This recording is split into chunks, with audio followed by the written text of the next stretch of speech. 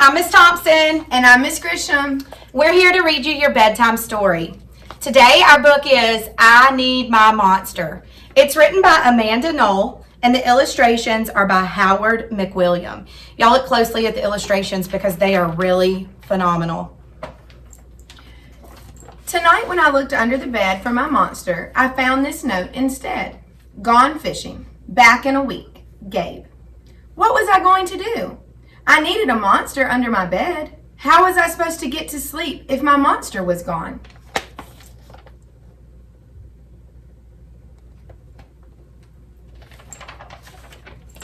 I tried to sleep, but it wasn't the same without Gabe. I missed his ragged breathing, his nose whistling, the scraping of his uncut claws. How would I ever get to sleep without Gabe's familiar, scary noises and his spooky green ooze? It was no use. Gabe would be gone for a week, and I just had to have another monster. I climbed quietly out of bed so my parents wouldn't hear me. Grown-ups have some strange ideas about monsters under beds. I knocked on the floorboards, then scrambled back under my covers. I waited nervously. Would a new monster appear? What would he be like? Would his snorting be as cheerful as Gabe's?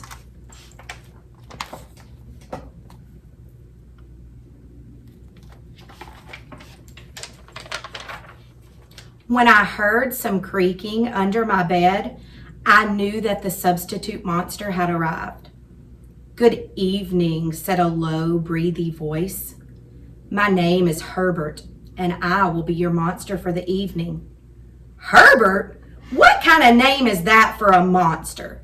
You don't sound scary at all. Have you ever even scared a kid before?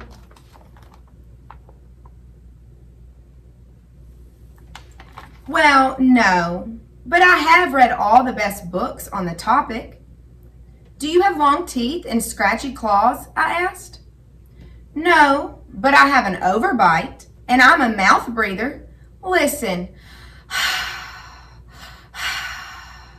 Herbert's panting was kind of scary, but it wasn't enough for me.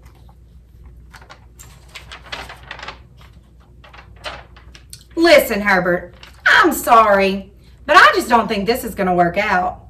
It's nothing personal, but I really need a monster with claws. Picky, picky, Herbert complained. As you wish, I'll go. There was some more creaking. Then Herbert was gone. Here's Herbert the monster.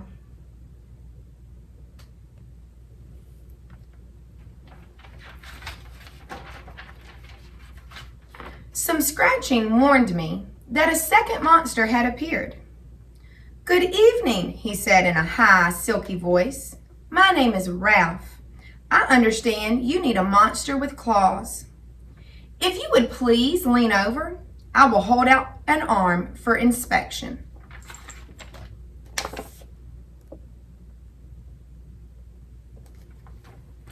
I crouched on the edge of the bed, hoping to see a horrible, shaggy arm with sharp, ragged nails.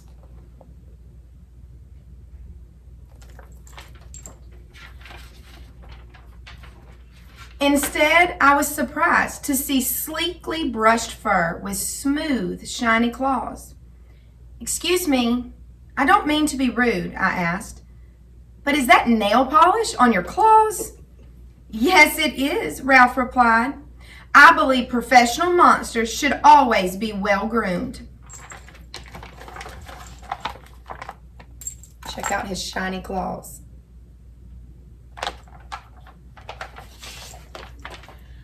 I could tell that this was not going to work either.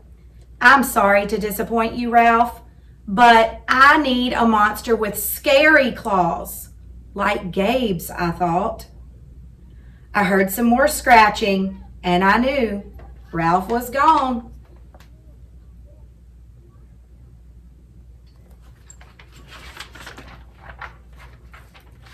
A minute later, a third voice from under the bed rasped, "Check out these claws, kid." I gathered my courage and peered over the edge. The claws were impressive, jagged and dark and razor sharp. So far, so good. I was a little nervous. "Could you stick out your tail?" I whispered. "Sure, but don't get scared."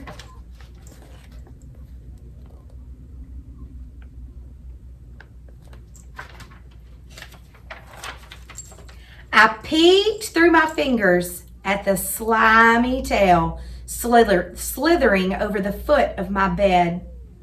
That's when I noticed a bow. "Are you a girl monster?" "Of course I am," she snapped. "I'm Cynthia. Do you have a problem with that?" Yeah, I do," I admitted. "I definitely need a boy monster.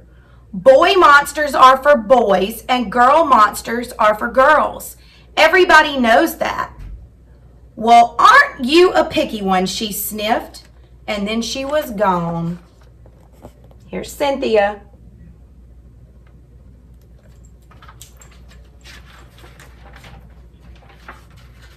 Was I being too picky? No. I knew that my monster needed to be well-clawed and menacing. The whole point of having a monster, after all, was to keep me in bed, imagining all the scary stuff that could happen if I got out.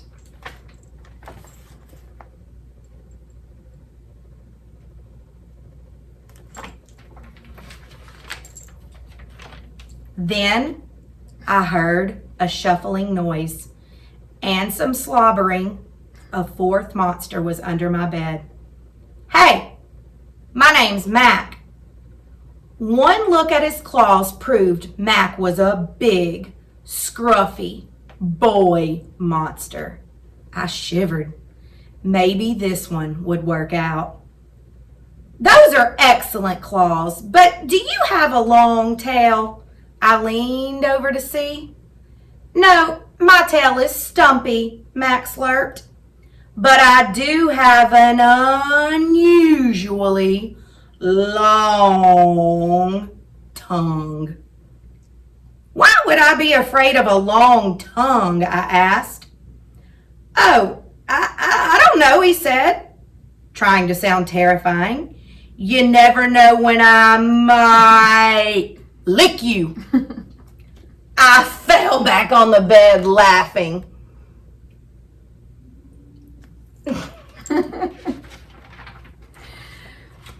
"Well, if you're not even going to try to work with me," Mac whined. I held in my giggles. "I really don't think you should send me away," he warned. "Kids who reject 5 monsters in one night?" "I did not reject 5 monsters tonight," I interrupted. "My regular monster went fishing." "Fishing, eh? Maybe he just left you because you're so picky." "Fine, I'm out of here. But I wouldn't expect another monster tonight if I were you." How was I ever going to get to sleep without my monster?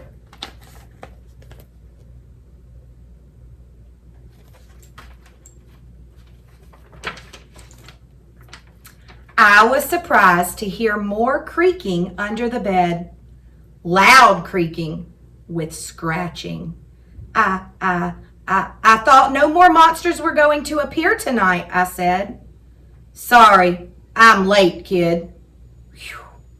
It was Gabe. "I thought I would enjoy fishing, but I didn't," he explained. "Those fish scare too easily. No challenge at all. However, you, my friend, you are challenging. You're almost too old to be afraid of monsters. You keep me on my toes." Ah, toes. A delicious snack. The bed quivered as Gabe's stomach rumbled with hunger. "Now, if you don't mind, I'd like to start the evening with an ominous pool of drool." I peeked over the edge of the bed. Green ooze spread soundlessly from underneath.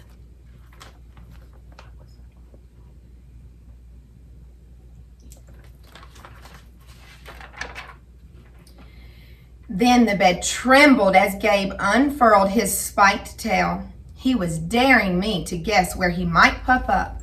I shivered.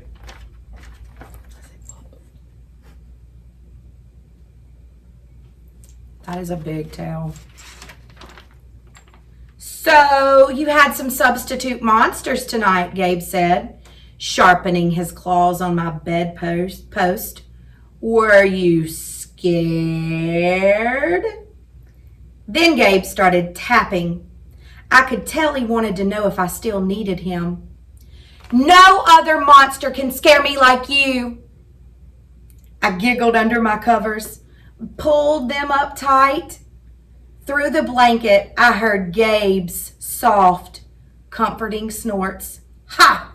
I knew it! We were made for each other, he growled.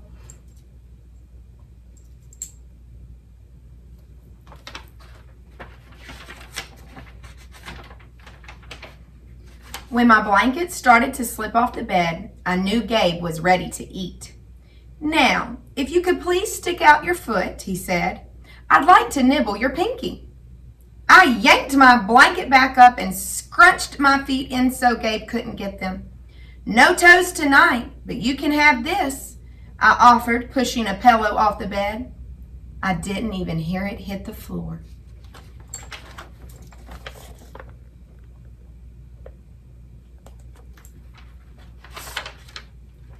Gabe was back.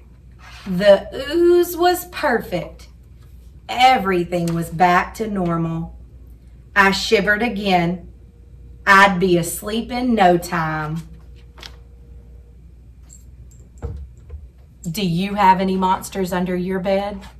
Hope y'all enjoyed the story. Good night.